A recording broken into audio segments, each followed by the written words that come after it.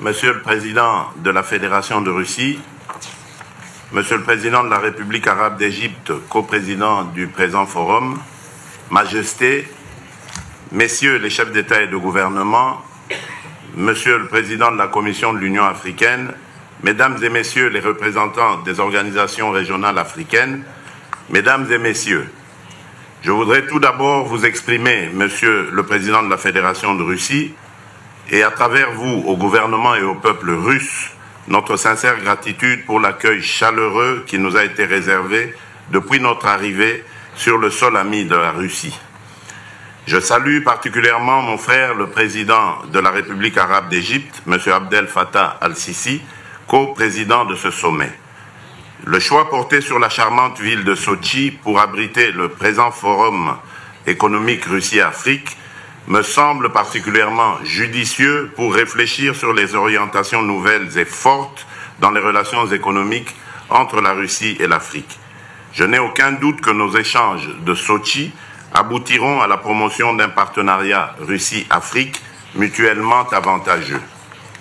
Messieurs les présidents, Mesdames et Messieurs, les impératifs de coopération et de développement ont conduit mon pays à adopter le bon voisinage et l'ouverture au monde comme principe directeur de notre politique étrangère qui met l'intérêt supérieur de l'homme congolais au centre des partenariats porteurs de croissance forte et inclusive.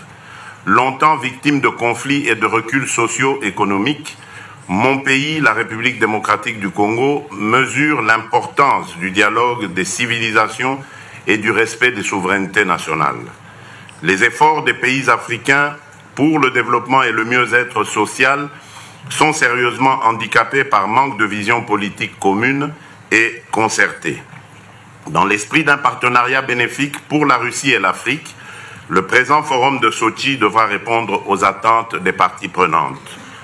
Messieurs les présidents, Mesdames et Messieurs, du fait de sa population, sa superficie, son écosystème, ses ressources du sol et du sous-sol et de son potentiel hydroélectrique, la République démocratique du Congo, qui partage ses frontières avec 9 pays, demeure un maillon important dans le développement de l'Afrique. Selon la Banque africaine de développement, l'Afrique a besoin d'importants investissements situés entre 130 et 170 milliards de dollars par an, avec un gap de 68 à 108 milliards de dollars. La forte dépendance au secteur minier n'a pas été propice à l'émergence des économies africaines. Dans le cas spécifique de mon pays, entre 2010 et 2014, les entreprises minières et pétrolières ont mobilisé des revenus de l'ordre de 48 milliards et demi de dollars, alors que le pays n'en a tiré que 6 milliards 9 de revenus.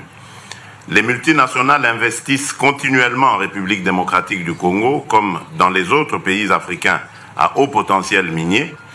Il est cependant surprenant de constater qu'elles sont peu sensibles aux sirènes entretenues par les médias dominants à l'échelle mondiale qui dépeignent le continent comme le réservoir de tous les malheurs, la zone rouge de tous les investisseurs. Cet afro-pessimisme médiatique à géométrie variable constitue une injustice qui devrait cesser. Mesdames et Messieurs, le modèle de développement durable que j'ai choisi consacre le primat de l'agriculture sur les mines.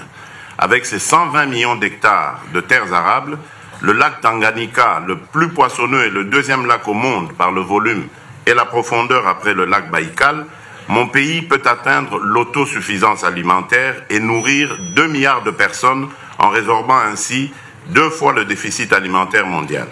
Le chemin qui mène de la pauvreté au bien-être a été balisé par les agendas 2030 des Nations Unies et 2063 de l'Union africaine, auxquels s'ajoute le lancement de la zone de libre-échange continentale africaine, pour lesquels l'Afrique sollicite l'accompagnement de la communauté internationale en général et de la Russie en particulier. Dans ce contexte, l'Afrique entend demeurer en dehors des rivalités des grandes puissances. Partisan d'un nouvel ordre politique, d'un nouvel ordre mondial plus équilibré et plus inclusif, je m'associe à la volonté exprimée pour demander que la Russie réintègre le G7.